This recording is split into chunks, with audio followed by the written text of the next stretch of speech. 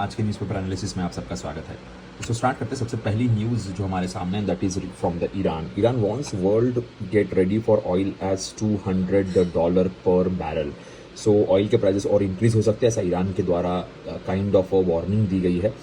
इसके अलावा shell company ने फोर्स मैजर अनाउंस किया है कतारी एलएनजी के क्लाइंट्स को लेके, और अटैक रिसेंटली एक इंडियन बाउंड शिप के ऊपर हुआ, ये भी आप जानते होंगे। इंटरनेशनल एनर्जी एजेंसी का कहना है कि they are going to release 400 million barrels from the emergency oil reserve. ये हमेशा इमरजेंसी ऑयल रिजर्व मेंटेन करते हैं और वहां से अब ये ऑयल रिलीज किया जाएगा ताकि वर्ल्ड में ऑयल अवेलेबल रहे।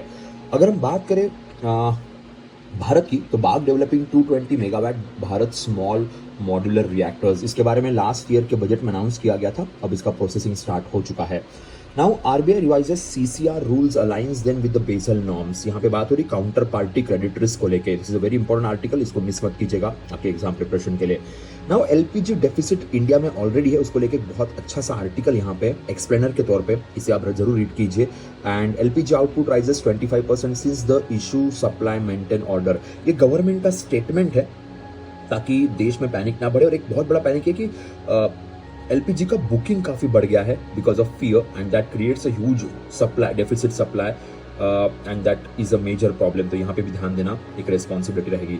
India has overall coal stock of 88 days can meet rising demand.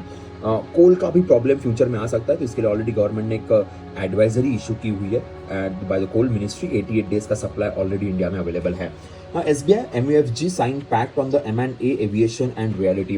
MUFG is a Japanese based banking institution जिनका SBI के साथ टाई अप हुआ है। मर्जर्स एंड एक्विजिशंस को लेकर अभी परमिशन मिली है ताकि बैंक्स भी लोन दे सकते हैं, और एविएशन एंड रियल एस्टेट के लिए इन दोनों के बीच में टाई अप हुआ है, एग्रीमेंट हुआ है।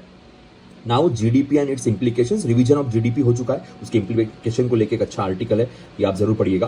Now new EPS rules leave out the clause on higher pension. This is a very very important article, not only for PFRD exam but for other exams also. Then India France armies conduct exchange on precision firing. So दोनों countries के बीच में वापस एक defence deal है। Long range vectors की बात करेंगे और precision guided mutations, and for that purpose the agreement is being signed. And last news, Tamil Nadu is pass Maharashtra to lift the C K Naidu trophy. C K Naidu trophy ये अंडर 23 की ट्रॉफी है जो test oriented होती है, जहां पे तमिलनाडु को इस बार जीत हासिल हुई है। That's all from my side, will see you in the next session guys, bye bye, take care.